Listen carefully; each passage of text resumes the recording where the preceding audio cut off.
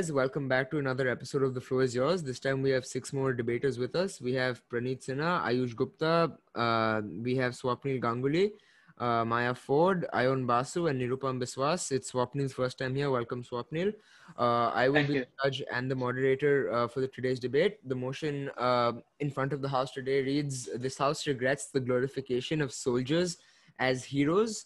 And as always, our participants will have 4 minutes to make their case. We will be starting with the first speaker, of course, of the proposition, which is Ayon Basu. Ayon, are you with us? Am I audible? Yes, you're both audible and visible, Ayon. You have 4 minutes on the clock. Begin when you feel it. A very good evening, ladies and gentlemen of the House. We gather here today to debate the motion which states that the House regrets the glorification of soldiers as heroes. Now, as the first speaker of the proposition, I'd like to clarify a point before beginning my speech properly.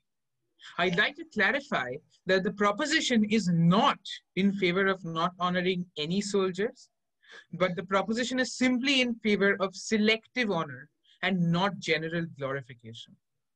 With that, let me enter my first argument. What is the job of a soldier? The job of most soldiers is to indiscriminately kill people without adequately weighing the consequences of their actions. While it is true that this is what they're trained to do, it also implies that this is a job description that does not care for ethical or moral boundaries of any kind and simply thrives on the chaotic pleasure and validation afforded by the ability to take someone's life without consequence. It is never heroic to suspend individual moral responsibility. States have myriad aims and ambitions. They're controlled by charismatic dictators, oligarchs, capitalist systems, etc. They could be controlled by any ambition, political objective, or motivation for power or resource.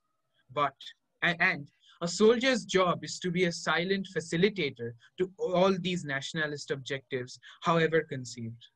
A career soldier cannot possibly care about being right or wrong, and can only care about national obedience. Otherwise, they would be a poor soldier at the cost of being a good human being. Some soldiers, admittedly, may indeed do admirably heroic things like risking their own lives to save others. But the motion for the day specifically regrets the general glorification of all soldiers as heroes instead of choosing the true heroes from among everyone else, which is honestly very hard to do. In fact, veterans are not immune to criminal tendencies.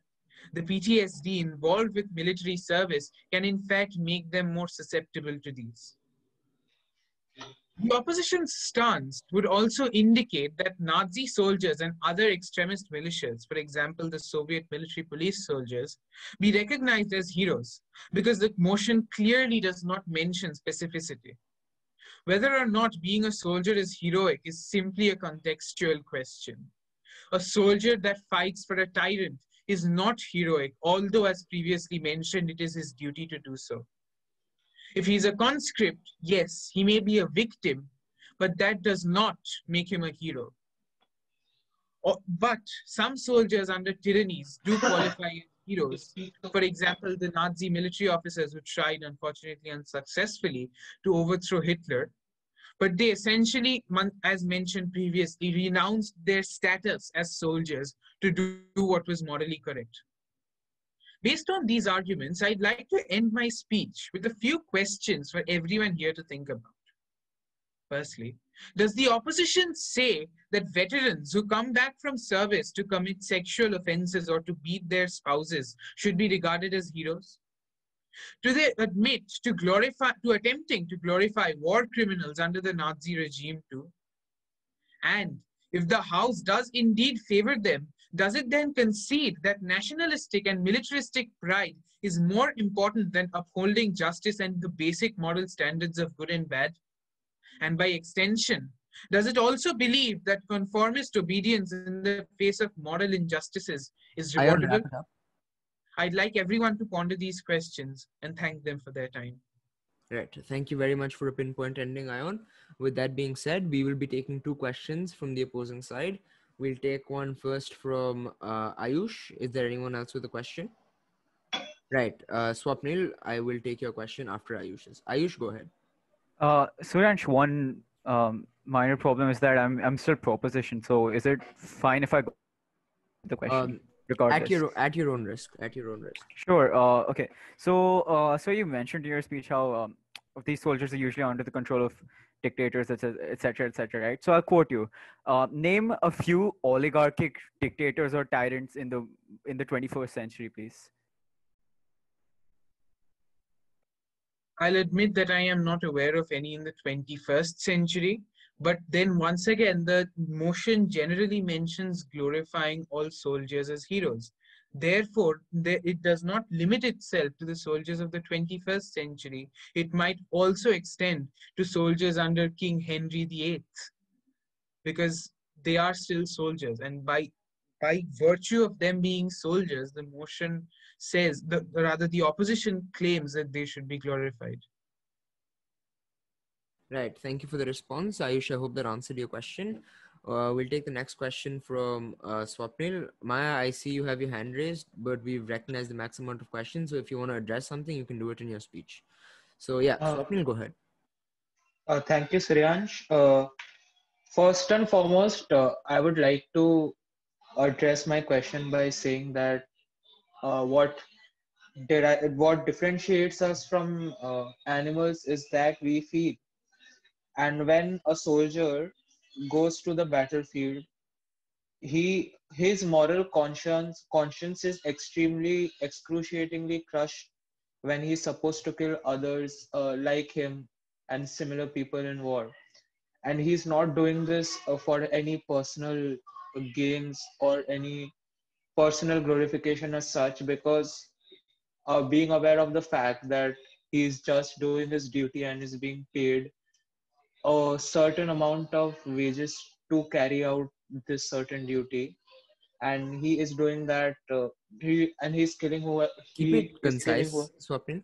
Yeah, so cutting my question short, I would like to say that don't you think that people who willingly take on these psychological stressors and excruciatingly affects them is not a thing to praise?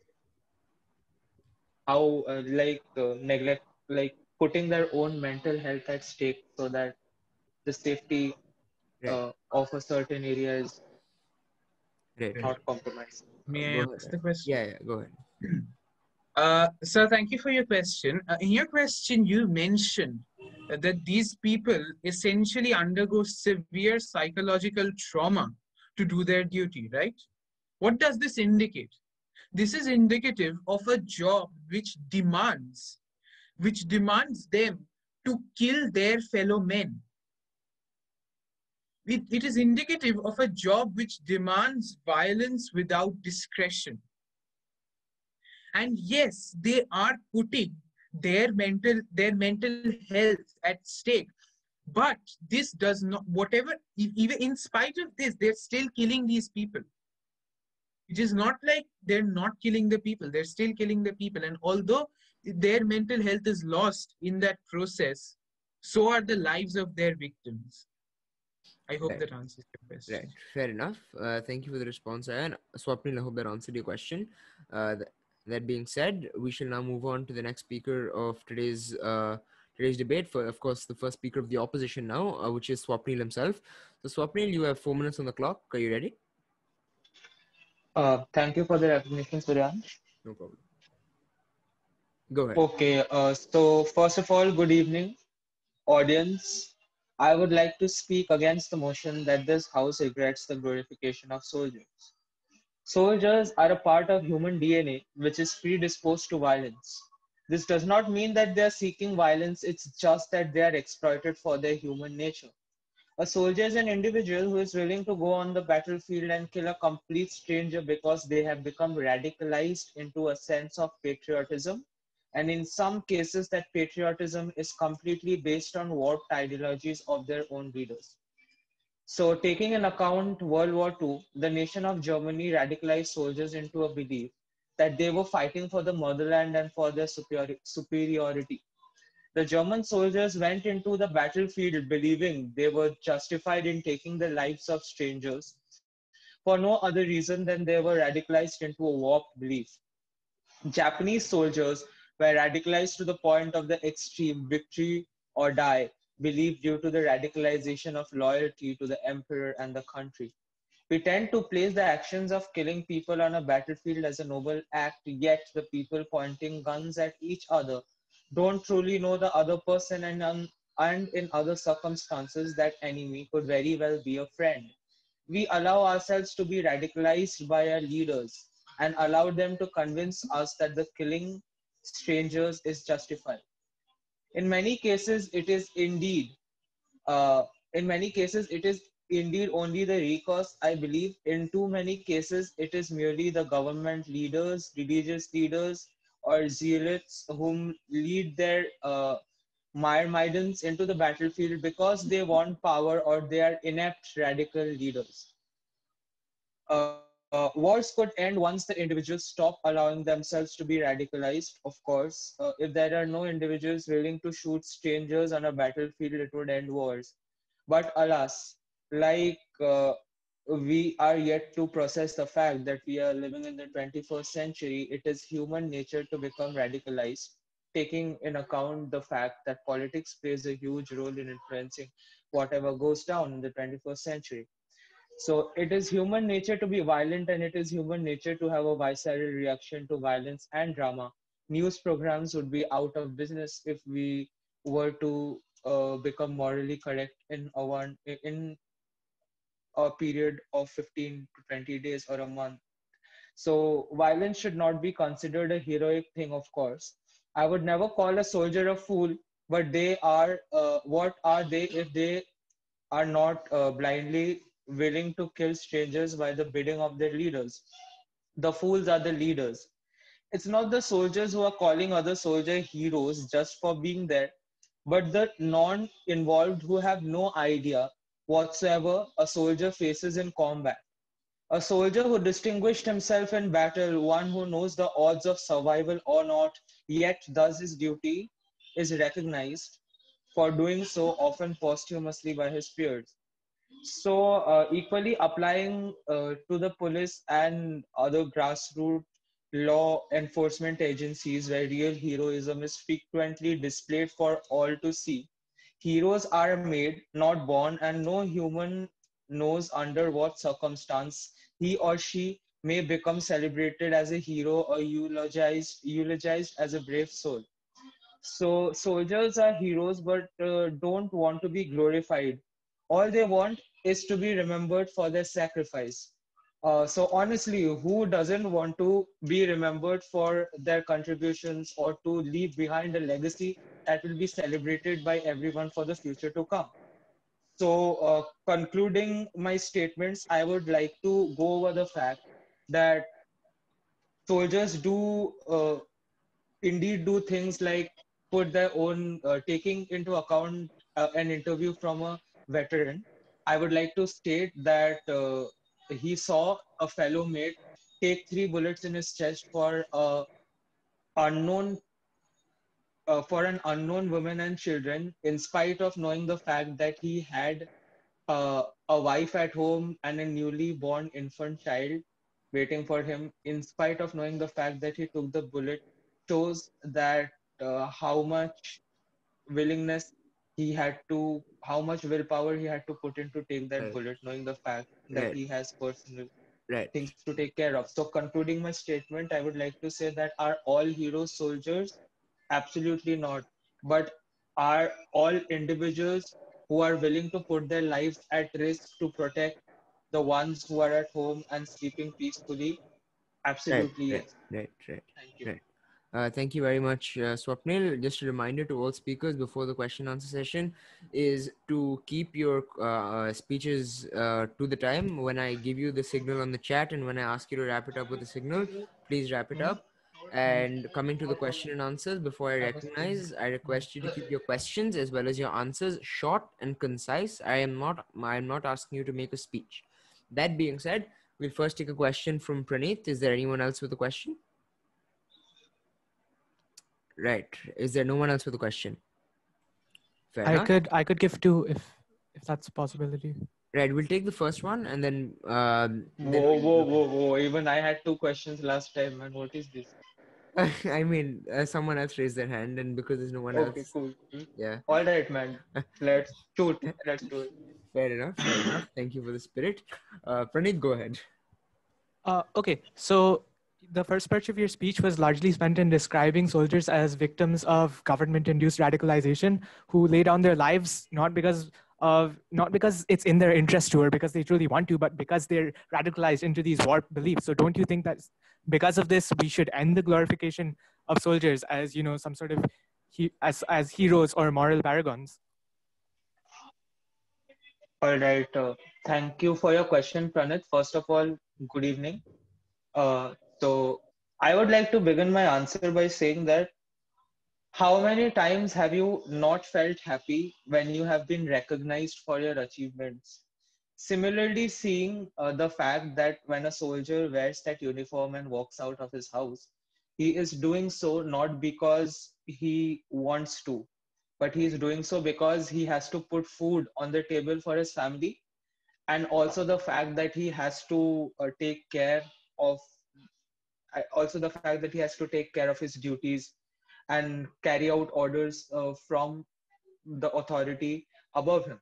So considering that portion, in considering that part, I would like to move on to the second part of my answer, which says that even till this date, uh, considering the fact that we reside in the 21st century and a lot of progressive uh, changes have been made and lot has been achieved, there still exists a classification in soldiers where they are recognized for the amount of bravery that they have shown in the battlefield. And unless and until the government, that is the part where I was speaking about radicalized leaders controlling their troops, that when until and unless the government feels that this whatever, like if the identification of soldiers for awards for the display of bravery still exists and is considered okay by the maximus of the population, I believe that it will take time to Right. sensitize the fact that glorification of war is not a good Okay. idea, but not the fact that you should pull away from duty when you're called, Right. when Fair you're enough. summoned to do it. Yeah. Thank you. Swapnil, just a reminder, please keep the answer short. I'm not requesting a speech. That being said, are we sure that there are no other questions from any other member of the house? Fair enough. Ayush, you have a question? Okay, go ahead. Uh, right. So you've acknowledged that soldiers often do things unwillingly, right? I believe that Mm. according to that simply based on off of their leaders' wishes. So considering how there are several levels to a military, right?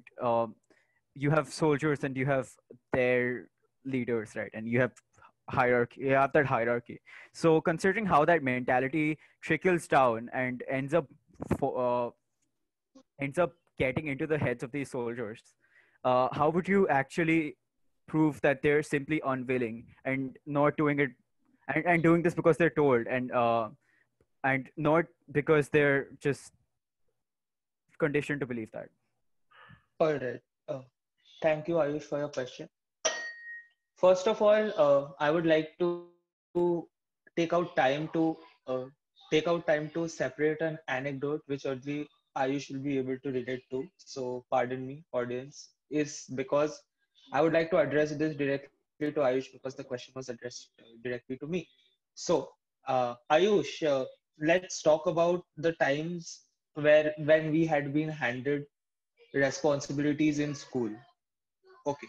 So we had been assigned responsibilities and we had to carry them out unwillingly because we know that there will be consequences if not carried out, right? So uh, let's just take an account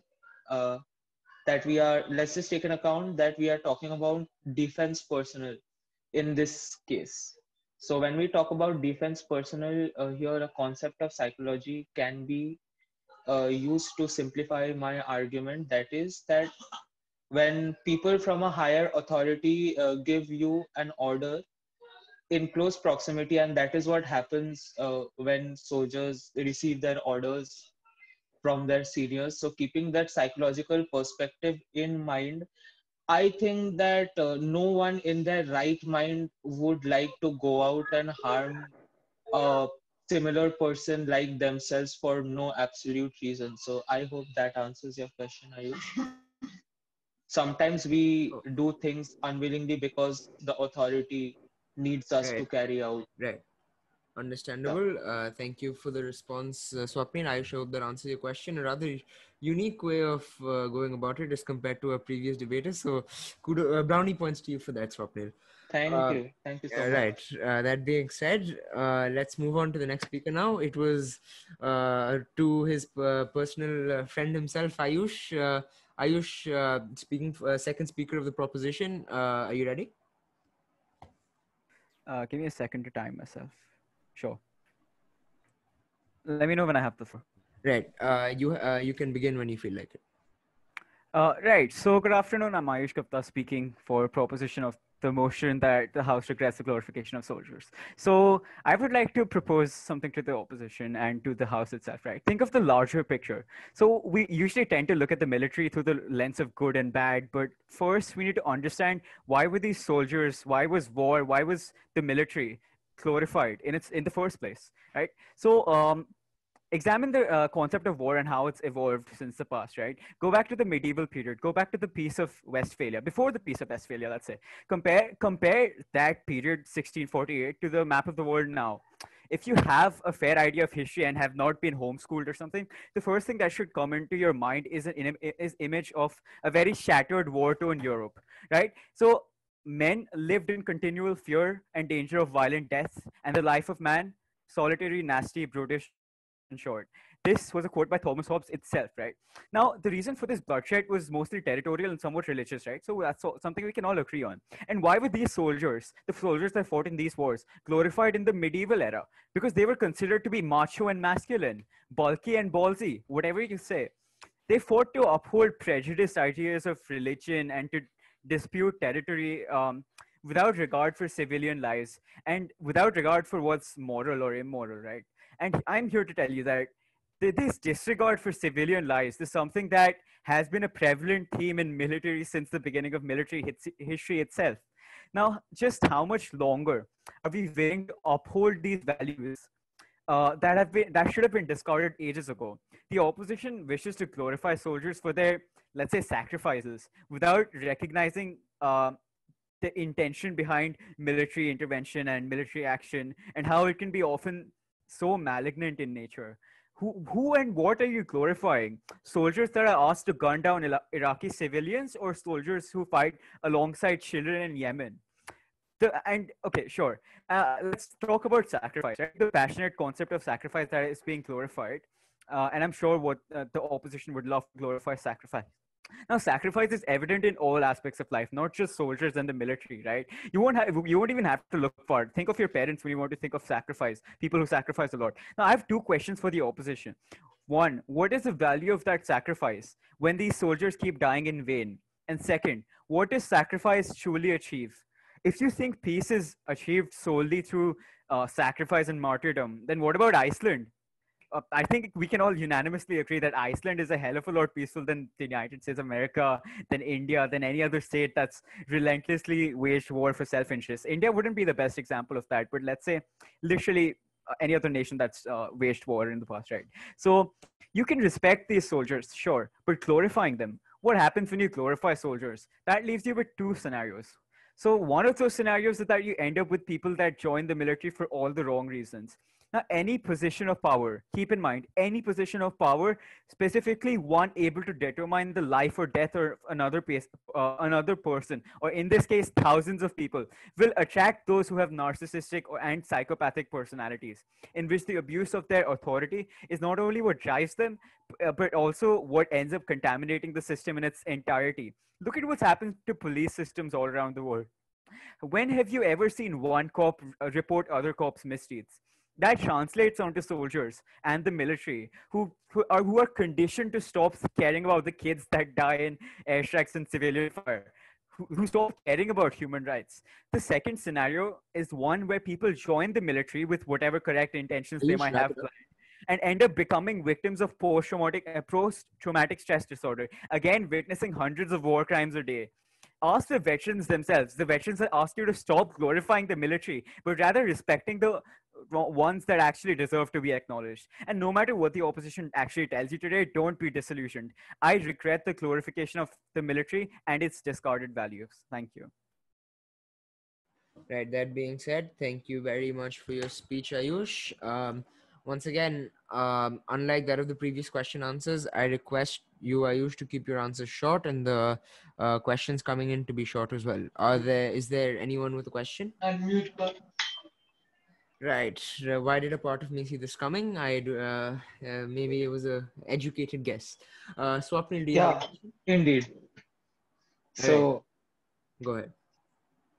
before I begin, I would like to say, look where we started, look where we ended. Again, sorry for that. So Ayush, you talked a lot about sacrificial rituals and the emotions attached behind them.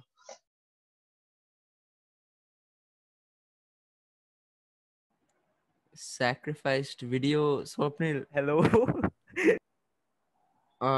Why? Right. Swapnil, your question. Right. Because of that sudden interruption, is there anyone else with a question? Anyone at all? I strongly urge you to ask a question here. Anyone from in the house with a question to Ayush? Right. Ainish, one of the spectators here who has debated with us before, has a question. Ainish, why don't you turn on your camera and you can go ahead with the question if you want to. All right. Hi, Ayush. Good speech, but a couple of complaints with it. When you brought up the state Europe was in during Thomas Hobbes' time, you talked about how wars back then were fought for the machismo of it and for the glory of it. But you jumped directly from there to Iceland. Are you? My main question to you is why are you ignoring the fact that most wars fought today are fought directly as a result of defense? Would you say defense? Would you say defense is cowardly and does not deserve to be glorified? Would you say that defending your homeland or national interests does not deserve to be glorified? Right. So I can mark Ayush correctly. I couldn't follow your question. Ainish, could you rephrase that, please? All right. You said that you jumped directly from Europe during medieval times to the 21st century, but you cited glory and machismo as the main cause of war in medieval times. But while jumping to the 21st century, you've completely ignored the fact that most conflicts today arise with conflicts over arise over armed conflicts pertaining to defense of sovereignty and integrity of a country. So, would you argue that protecting the country's integrity and sovereignty is not something that deserves to be applauded? So, okay, sure, I'll answer that. So the first thing is that I didn't actually say that glory and machismo was what also determined the cause of war in the 21st century. It was basically a comparison to prove my point, whether how the concept of war itself is outdated, right? Secondly, to say that all or most of the wars are solely for the purpose of defense, I actually disagree with that, because Yo, when you consider hi Swapnil, when you consider most of the wars that have been undertaken in the 21st century, when was the US's sovereignty been violated in Iraq? Right. Violated in Yemen? Was it being violated in whatever X country in Middle East? Right. Thank you for the response, Ayush. Ainish, I hope that answered your question. It was a good question. Good question. I'll give you that. That being said, seeing as Swapnil hasn't returned. Oh, right. Swapnil is back. Right. Just in the nick of time, Swapnil has returned. Swapnil, we have been waiting solely for you and your question. Why don't you go ahead with it? Thank you. I am honored. Please now. So yeah, Ayush, let me come back. When we were talking about where was I? When we were talking about sacrificial rituals and the emotions attached behind them, uh, our parents forget about the fact that we are an authoritative figure to our parents. If I go and order my parents for something, they are gonna throw flying chappals at me. So with keeping that option in mind and keeping that anecdote in mind, I would like to remind you that soldiers are paid wages, okay?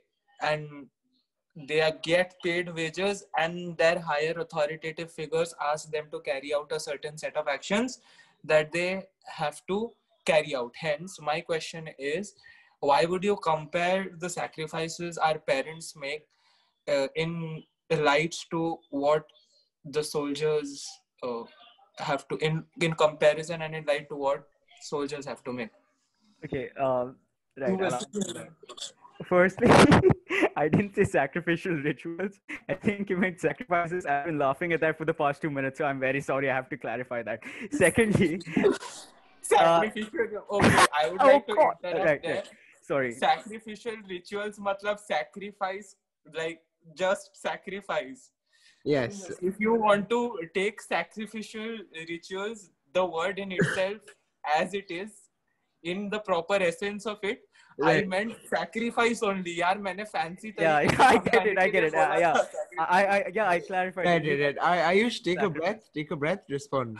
I'm sorry. Give me. Yeah. So, I'm sorry. Sacrifice, right? So what you said, I'll quote you.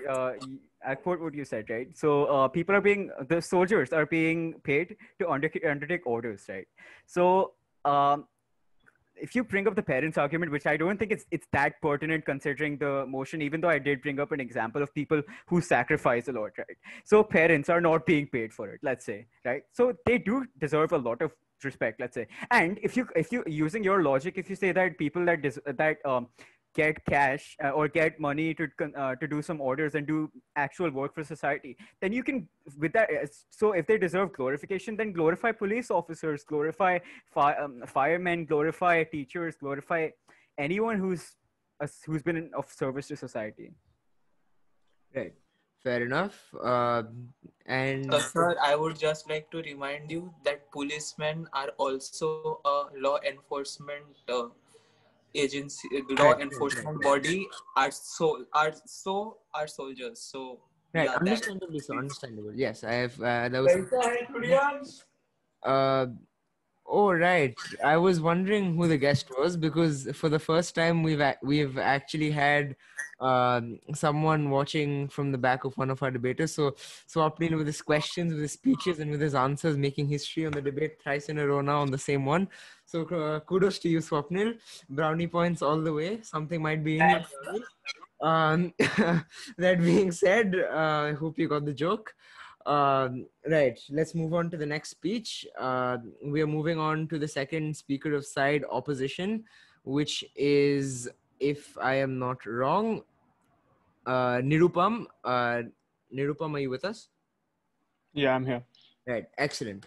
Now, in hopes of following civil behavior, you have 4 minutes on the clock. The floor is yours. So the motion for today is that this House regrets glorification of soldiers as heroes, and I, as a member of the opposition, will be speaking against the motion. Now, first off, we have glorification, the idea of glorification. What exactly is glorification again? It is praise or worship, and that is the most simplest definition.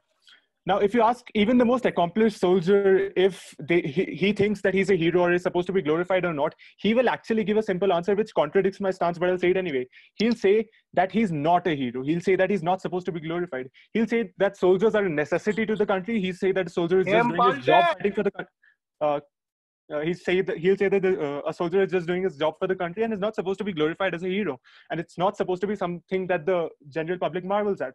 Now, the same soldiers will go on to say that it's their job and they signed up for it. And thus, they're not doing something particularly praiseworthy. But what the general public should realize is that when a soldier who has to go through times of war, when men and women in uniform expose themselves to bloodshed and gunfire and bombs and a million other threatened shelters, and just to protect the people of their country or their region or the people they love and fight for, they do not crave for the basic amount of attention and praise they should be getting just because it is their job or it is a necessity. And that in itself is something worth admiring on itself. Now, these are the same people who are made to fly aeroplanes, risking themselves, the people who come back home with an amputated arm because of a bomb that blasted near them. And then again, they come back home and say that they're a person who's not supposed to be a hero. And what does this say about their mentality? It says that they have will, they have courage, and they have the ability to neglect the condition they are in just in order to go on and make the best out of it and fight for their brothers and fight for their brethren in their countries and their regions. And these are the people who say that they do not deserve the respect they get, and and if the society does not give them the respect, nonetheless, the society is failing the duty of the basic acknowledgement it should be doing to its soldiers and its warriors. Now, if we read the motion again, it says that this house regrets the glorification of soldiers. Now, let me ask the proposition. You may be crude enough to not recognize the effects they've taken through their efforts they've taken through their hardships. But what has a soldier ever done that's made you regret the glorification you've given to them? There are war heroes who have retired with X number of kills and Y number of battles fought. And I'm sure no war veteran is sitting in his home with medals locked up. And he's never going to make you regret the fact that he got those medals. He's never going to regret the glory. He's never going to make you regret the glory you've given to him. It doesn't make sense. Third constructive. Glorifying a soldier, it's not the same as glorifying the war. When the opposition goes on to glorify soldiers, we're not saying that killing is good or maybe what exactly a soldier does is good. We are just glorifying and we are just respecting the fact that they're upholding the sovereignty of their country and they're upholding the integrity and the dignity, and they're going on and fighting for it and are risking their lives and their dignity for it. And the general society just looks up to the soldiers because of the sacrifices and their will and love for their country. In fact, very few number would actually consider soldiers to be heroic because of the number of kills they've gotten or the number of battles they fought in. Society would just consider them to be heroic because they fought the battle in the first place. Heroism is not based on how heroic you have been. Heroism is just based on the fact of whether you have been heroic or not, and all soldiers in their wars have been heroic in their own way. And let me ask the proposition, what exactly is the problem if a person goes to the military just because of the glory of it? If he wants to fight for his country, let him fight for his country. If he wants the people of his country to look up to him, let the people of the country look up to him. There's nothing bad in having pride in having fought for your own country. And on that note, I would like to end my speech. Thank you very much. Right. With the timely ending to your speech, thank you very much, Nirupam. We will take 2 questions on it. We'll take one from Ayush, followed by, is there anyone else with a question? Right. Me. Swapnil. Okay. Praneeth, do you have a question? Right. Because Swapnil has already asked a question, we'll take it from Praneeth. My apologies, Swapnil. So Ayush, why don't you go ahead first? No problem.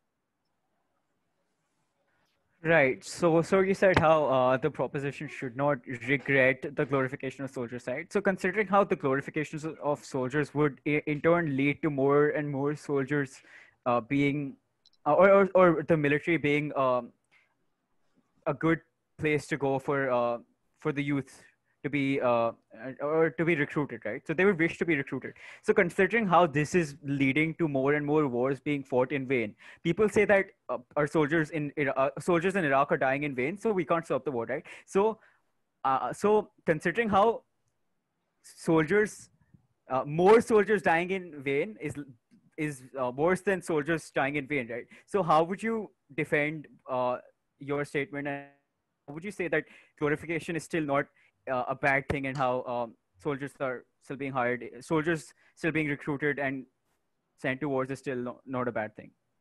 Could you please condense your question? Yeah, I get that. So right. So glorification leads to more soldiers being recruited, right? Because people would see the military as something good, or that they wish to be recruited to. So considering how this is leading to more and more soldiers dying in vain in wars like Iraq, where the war isn't stopping and more soldiers are going to keep dying in vain, how would you defend your statement?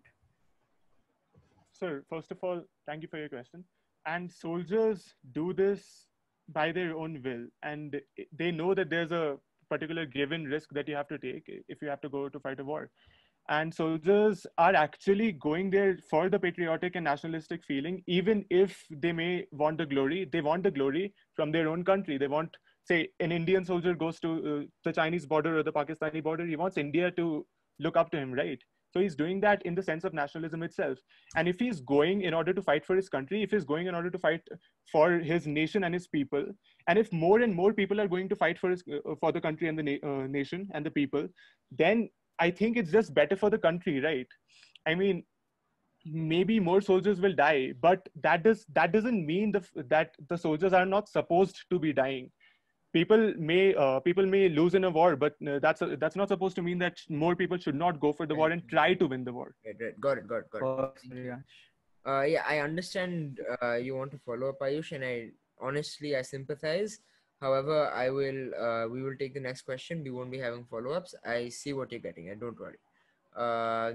And we'll take the next question now from Praneeth. Praneeth, go ahead. Right. So since the standard you applied for... Praneeth, I'm so sorry to stop you. Could you speak a bit closer to your mic? Yeah. Is this fine? Yeah, that's better. Thank you. Yeah, so considering that the standard you applied for why soldiers deserve glorification, which is something that almost no other profession gets, it's a heroism exclusive to soldiers themselves, is the fact that these soldiers live through battles, they go through hardships there.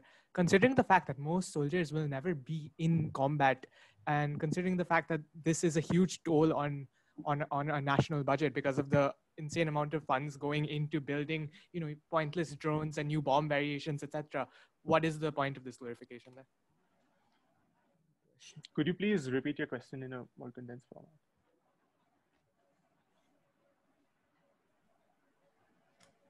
Considering that the standard, which is the hardship of battle that you imposed as, the standard for deserving respect, considering that most soldiers will never live up to that standard, what is the point of glorification when it has other adverse harms attached to it? Good question. So generalizing soldiers. So we already discussed about how we're not talking about a particular kind of soldiers. We're generalizing all the soldiers, and all the soldiers in their own way have to go through hardships. Maybe a soldier is just sitting inside a room and is administering other soldiers which actually have to go and fight. But even that soldier is having to sacrifice something in order for him to be able to do something like that. So I think that should answer your question. Thank you. Good response. Thank you, Nirupam, and thank you, Praneeth. I hope that answered your question. With that being said, we will move on to the next speaker of today's debate, which is the final speaker of side proposition, which is Praneeth, as a matter of fact. So, Praneeth, whenever you're ready, you have 4 minutes on the clock. You may begin.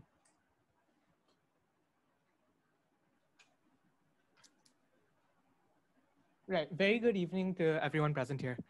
First of all, for some reason, despite characterizing soldiers as, employees getting their wages from an employer, which is the government, or as, ordinary people, whose beliefs are warped into joining the army out of some sort of imposed nationalistic or patriotic feeling, despite characterizing soldiers in this manner, they still believe that soldiers, and by extension, the military as a whole, deserves to be glorified in a way that no other profession is. Let's examine this sort of arbitrary standard for glorification. First of all, the reason you want to glorify soldiers is because they face the risk of death, right? Please understand that this risk of death is not a necessity if those soldiers didn't have to fight in the first place, right? They have to fight because people are ordering them to fight. Why are they ordering them to fight? Why are soldiers being sent to fight in wars today? Well, although one of our questioners suggested it was because of, defense reasons, I'd like to paint an alternative picture, one which is closer to reality, one which suggests that, say, the wars in the Middle East going on right now are results of state apparatus, which is heavily influenced by corporate lobbying or business interests. Those wars are results of those, lobbying groups and interests, and they didn't need, the soldiers are replaceable pawns or dispensable tools for the apparatus to get what it wants, for it to fulfill its interests. This is evidenced by the rush of businessmen to acquire contracts in Iraq right after the US intervened for its own reasons. It's the rush of contracts as a form of nation building, when in reality it's just to serve their own means of accumulating capital. It's also the fact that these soldiers, these military forces, are also responsible for, say, example, in Israel, suppressing the rights of the Palestinian people to try to assert their own or try to self-determine their own claims over the land, or in Kashmir when you have soldiers going around tear gassing people's homes or innocent civilians. This is the kind of reality which soldiers help to enact and help to perpetuate. Secondly, one second, that's a phone call. Yeah. Secondly, when we look at we have to look at how this glorification is harmful for soldiers themselves, right? First of all, you suggested that the opposition agrees that because of glorification, more soldiers will be recruited because since glorification works, more potential recruits see being a soldier as an innately good thing, as a valuable thing, and as such they'll join the military. When a poster outside their school suggests that they can join the military right after high school and become heroes, this disproportionately targets poorer or lesser educated people, and as such they become this poorer uneducated mass of people becomes the bulk of people being sent to our borders for defensive purposes, becomes the bulk of people being sent to sacrifice their lives. Furthermore, this also leads to a culture of impunity within the military itself, right? When you have soldiers with no accountability for their actions because they're seen as heroes incapable of doing harm, the only people that the most vulnerable people suffer the most, right? Furthermore, because of this culture of impunity, what we have is within the military itself, you have, say, independent military tribunals examining the crimes that soldiers have committed. And because it's not in the interest of governments to reveal these crimes, you have a very non-transparent, you have an opaque justice system, right? Even when the members of the military themselves are at harm, for example, female survivors of sexual assault in the military, because of these, independent military tribunals who are tasked with carrying out justice within the military, we see that justice is often not served. Furthermore, a third final reason is that in developing countries, for example, like Brazil, because of the glorification of soldiers, we legitimize military coups and military inventions. For example, look at Bolsonaro and the legitimacy he's acquired through his virtue as a past member of the military. This is extremely harmful for developing nations. I've shown you how it's harmful to glorify soldiers in developed nations because that just gives them legitimacy to go on their own neo-imperialist conquests in oil-rich countries. Wrap it up. And yeah, as such, I don't see any value to glorifying soldiers. Thank you. Fair enough. Thank you very much for your speech, Praneeth. And before I allow questions, I would simply like to say, if there would be minimum spam in the chat, what was happening was rather disrespectful, and I urge you not to do it. That being said, let's move on to the questions. We'll take one from Ayush, who has his hand raised. Ayush, go ahead. Right. So you said that a large portion of wars, or majority of the wars undertaken in, let's say, modern times, are mostly because of business, corporate, elitist interests, etc., right? So do you think that the US war on terror is necessarily something that has been fueled by corporate interests, or is it something that has more to do with nationalism and security, let's say? Well, certainly, I don't think that the war on terrorism was a necessary result of, of a nationalistic feeling. The war on terrorism was legitimized by the 9/11 attacks. The Bush administration got a kind of green light to act in Iraq or invade Iraq under the pretense of having WMDs there, right? Because of the terrorist attacks. As such, you can see that governments usually use these incidents as sort of legitimizing factors for their own conquests. And as I've shown you, business interests have a real stake in making sure that these militaries go and acquire the space for them to carry out their business in Iraq, for example, in the Middle East, as you mentioned. Right, fair enough. Thank you for the response, Praneeth. I hope that answered your question, Ayush, as always. Is there anyone else with a question, or shall we move on to our final speaker? Right. Ayush, do you have a second question? Right. Seeing as there are none, I will let you proceed. So you stuck to the point that corporate interests still gain a large portion of consideration, right? So could you elaborate and give concrete examples of how corporate interest from actual corporations have influenced war decisions, have influenced intervention? I wish I had the power and influence in, on Capitol Hill or in um, or in the lobbying that takes place in Washington Street to, have an exact detailed know-how of which corporations or which business interests are trying to push for which wars. But I don't. However, this is a statistical fact. The uptick in business contracts acquired in certain countries in the Middle East that extend from Afghanistan, Iraq, and which were the main countries that the U.S. managed to establish a military presence in. Yeah, this is a statistical fact that these businesses did profit from the wars there. In fact, they profited much more than the brown lives sacrificed as a result of that war and terror. The brown civilians that were killed because of this war and terror, they profited much more than the people in need of humanitarian aid in, for example, Yemen did, right? And the reason that you have these wars fought for reasons that I mentioned instead of for humanitarian reasons is because of the glorification of soldiers itself. You have a body bag effect where you don't want you don't want a soldier to die, your white male soldier to die just so a brown life in Yemen can live, right? There's a relative valuing of those lives there. Yeah, cool. All right. Thank you for the response, Praneeth. Hope that answered your question, Ayush.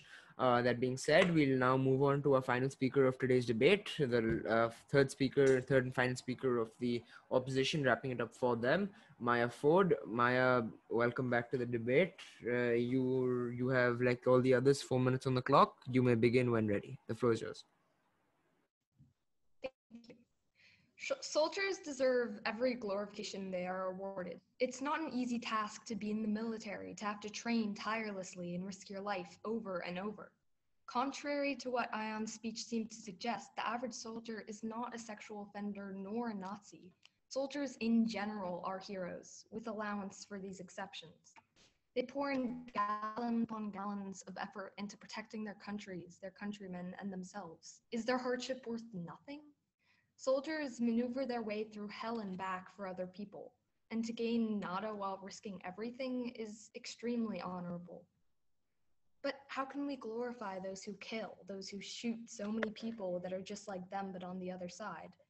Soldiers, though sometimes killers, are not murderers. They don't kill because they want to, because they believe taking someone's life is right. They kill because their circumstances are so suffocating. Killing is the right choice or the only choice. They kill to save themselves or others. And it may not be ideal, but it is necessary, and it is ever so difficult. This is the dirty work of international relations no one wants to do, and glory is ever so small a prize for those who step up to the plate. You could argue that because wars are not always for a righteous cause, the soldiers who fight in them don't deserve this glorification. But to glorify soldiers is not to praise their war. Individual troops do not make the overarching decisions of where to invade, of who to fight. Those all come from governments and leaders. It is completely true that multitudinous conflicts have been fruitless and harmful. But when in the thick of war, it is not just the corrupted governments that troops are fighting for. They are fighting for their fellow soldiers to keep them safe.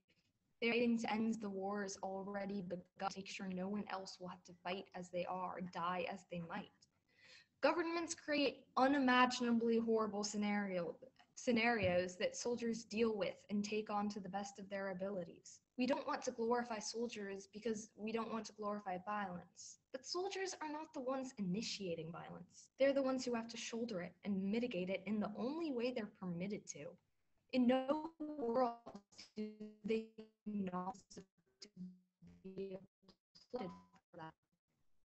Glorifying soldiers is also important because if the general public reveres and elevates them, it is more likely that they will be given governmental benefits, for instance, scholarship programs for military kids or healthcare. Now, college and good health are things that should ideally come free to everyone. However, this is not the case, and to give that to soldiers is something good and deserved. If military service is treated just like any other job, these benefits are less likely to happen or have happened. It is the military's special glorified status that helps them along. Even if you disagree that risking one's life in the military is an honorable feat, you would at least acknowledge that soldiers who are cruel to their country should be paid back by said country. To gift them a higher status, or at least keep intact the one they've been given, is to increase the likelihood of this happening. This is not nationalism because this is not about a nation. This is about a set of people who, despite being put through a terrible, manipulative, rotten system, maintain their bravery and drive. So please, through all the difficulty they endure, through everyone they kill and die for, give soldiers, at the very least, some glory and respect. Thank you.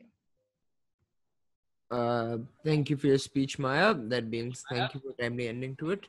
We'll take 2 questions on that speech before concluding today's debate. We'll take one from Ion and then one from Praneeth. Ion, why don't you start? Right. Thank you for your speech. Ma'am, you mentioned that there are indeed exceptions, and you mentioned that generally all soldiers are not Nazis, and I accept that.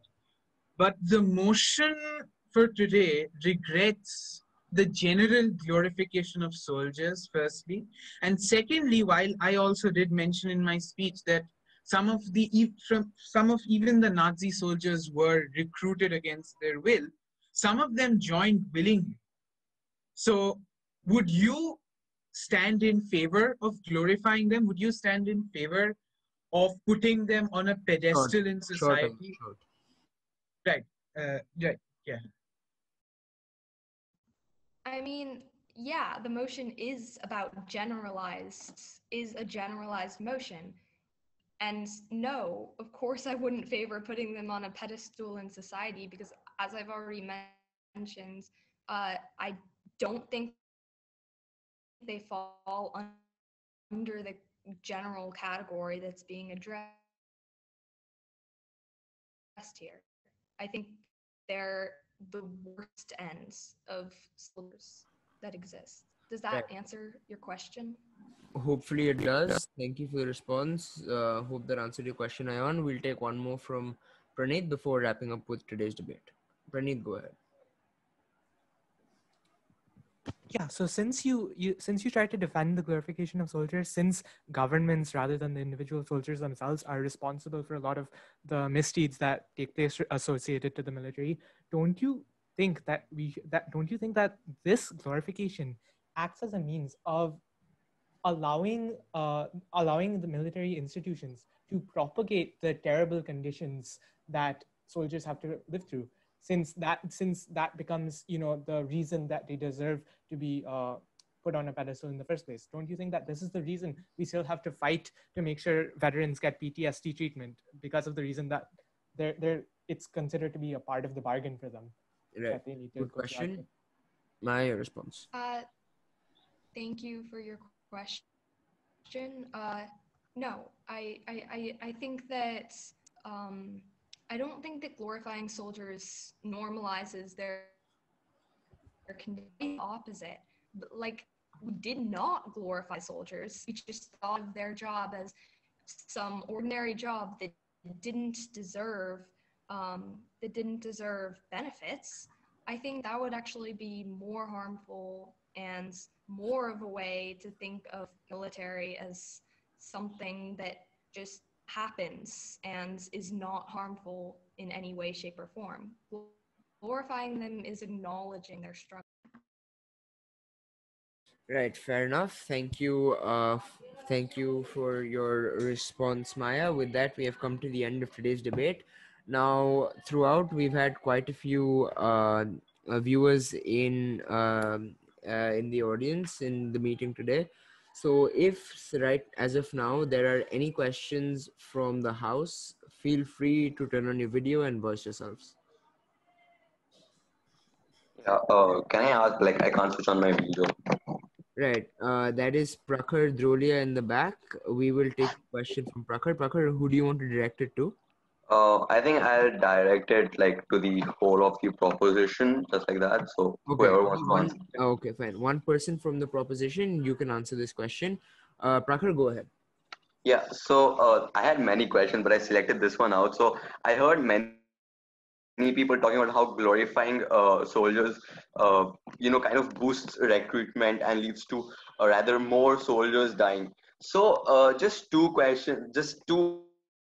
It's like a twofold question, you could say. First of all, if it does lead to more recruitments, can't you just put a limit to the amount of recruitments that a government does? It's not like that if a million people apply, the government selects all of them. There is a selection process. The government limits the number of people who are recruited every year. So don't you think that is a solution rather than stopping glorifying such men?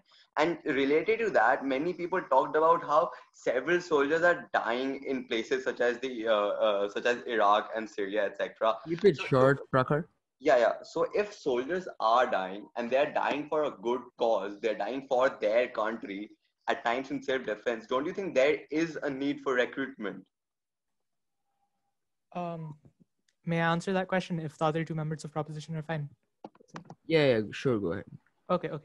So to address the first part of your question, when you suggest that we could just put a cap on military recruitments, please understand that that's simply infeasible from a policy-making point of view. No government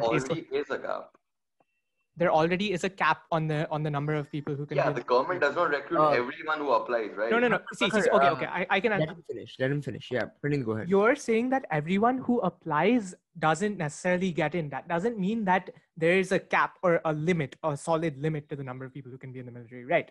It is in no government's interest to limit the number of people who will join their military. In fact, there's a reason that there's so much, not particularly in India, but in other countries, there's a reason there's so much advertisement for joining the military. And there's a reason so much propaganda is aimed at ensuring people join the military. In fact, some countries have mandatory conscription. So yeah, that's simply unfeasible. To address the second part of your question, when you suggest that because there is a genuine need for self-defense in certain places, please understand that this is a mistake that I believe the opposition has made. Glorification is something that can't have nuance, right? It's a blanket sentiment, right? It treats soldiers as the embodiment or representatives of the nations, as these sort of shining knights who display heroism beyond any other profession, as righteous, perfect people, right? Because you can't have nuance in such a sentiment, this effectively shields, the bad apples, you might say, who are in fact much more than you would think. This shields them in not only, a personal patriotic sort of way, but also a structural way, where you have the leaders, the generals, who act to prevent the war crimes committed by their military personnel from being, released into the public. And yeah, that's my answer to your question. I hope it answers. Right, fair enough. Thank you for the response, Pranit. Is there anyone else with a question? I have a question to the opposition. Right, go ahead, Orithro. You may ask a question. Yeah. Okay, so a general question to anyone who wants to answer from the opposition. This is a very proven fact that around 75% of the people who essentially join the army because they are getting a requisite amount to them. They do it because of the economic benefits. So when the opposition comes up and argues that these are the people who are risking their lives, they are not joining the army because they want to risk their lives or out of patriotism. They are joining their lives simply because they are getting money out of it.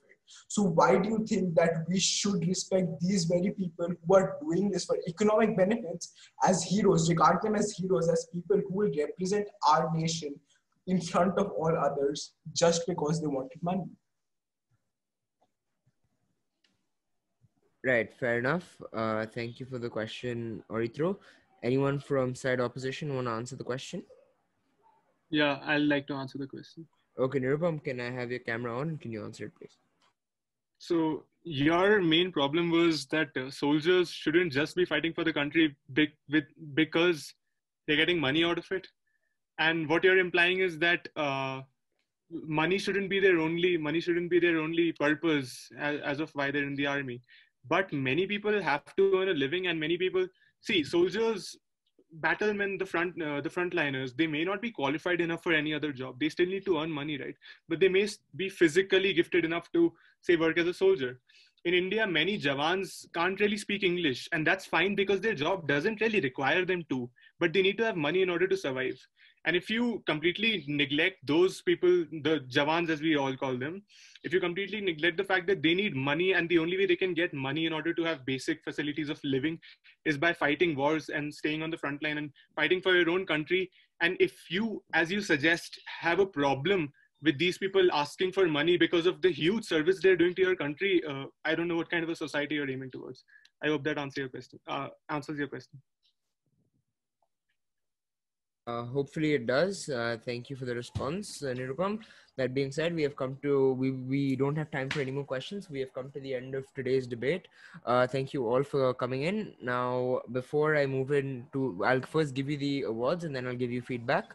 Now, first coming to which side I think carried today's debate. I believe it was side, from my calculations here, I believe it was side proposition today that carried the debate. Now, that being said, I come to the awards. We have third, second, and a joint first. Therefore, in third position, we have Swapnil. In second position, we have Maya. And in first position, we have Ayush as well as Praneeth. Good guess by Ainish instantly. So congratulations to the lot of you. Now, to give you a little bit of feedback on what I saw today. To talk about how you all spoke at first, I believe one area where Swapnil lost out on a higher award, where he lost out against Maya, was by a mark or so because of his delivery. Maya, you had fantastic delivery. Swapnil, you had some very good content, and your responses were something I liked the way you tackled it. So you were marked very well on it. The best, in fact. Ayush, Thanks for your Ayush, feedback, Suryansh. not a problem, Swapnil. So and for first, Ayush and Praneeth, both of you were very good in your own ways. I felt that Ayush excelled very greatly on his delivery and his structure, and coming up close was his response to was no. I think it was his delivery that and his responses that held him back a little bit. However, when it came to Praneeth, again, your delivery held you back a little bit. I felt you could have structured it a little better, but your content, again, it was nearly flawless, and your answers were very well structured and on point. So for that reason, you both balanced each other out. And Ayush, to add to you, your responses was not something I like the way you handled, and I will talk to you later privately on what I mean here. Yeah, and that's about it. And for Nirupam and Ion, I felt both your speeches were pretty decent. Where you Ion lacked, you lacked in your structure and a little bit in your content. You were going for a lot of rhetorics and you were trying to put forward questions, but then in doing so, you wasted a lot of time which you could have more wisely used in your content. I understand your style of speaking is more of putting out rhetorics, but sometimes you should try and answering them yourself and putting your foot down a little bit more. You tend to be be a little passive aggressive, but it tends to be a little bit passive in my ears, right? And I can't mark you aptly for it. It's because of what I hear. And Nirupam, again, same thing as Ion. Your structure was a little off. Your content was good, but I felt your responses, you didn't really take the question head on. You tried being a little bit evasive, which I caught on to. If you did get away with it, I would have marked you well, but this time it didn't work, my friend. However, that is all I have for now. And for the content, I think something a lot of you missed out, which I think Ayush touched upon in one of his answers, was like, the part about advertising, right? How it attracts, how glorifying soldiers attracts a lot of attention. Now, you guys beat it on the bush a lot in that point, but I felt that if any one of you could have brought up that point and actually let it sink in, you would have been marked quite well on it, because that was one of the few things I was looking for, because the influence that glorification have, I personally feel like tackling the implications of what it has would go a little well, but otherwise I felt your content was good. And it was rather competitive, because what was separating each position was like a mark, a half mark. So it was a pretty tightly matched debate. So I commend all of you for it. So before we close for today, is there anything you guys would like to say, or shall we end it here? Thanks for the feedback, Suryansh. Yeah, Really thank you for appreciate it. hosting the debate as usual. Yeah, not a problem. Thank you all for joining in. Of course, to the spectators as well. This was another debate of The Floor is Yours. I'll see you next time. That's what that was.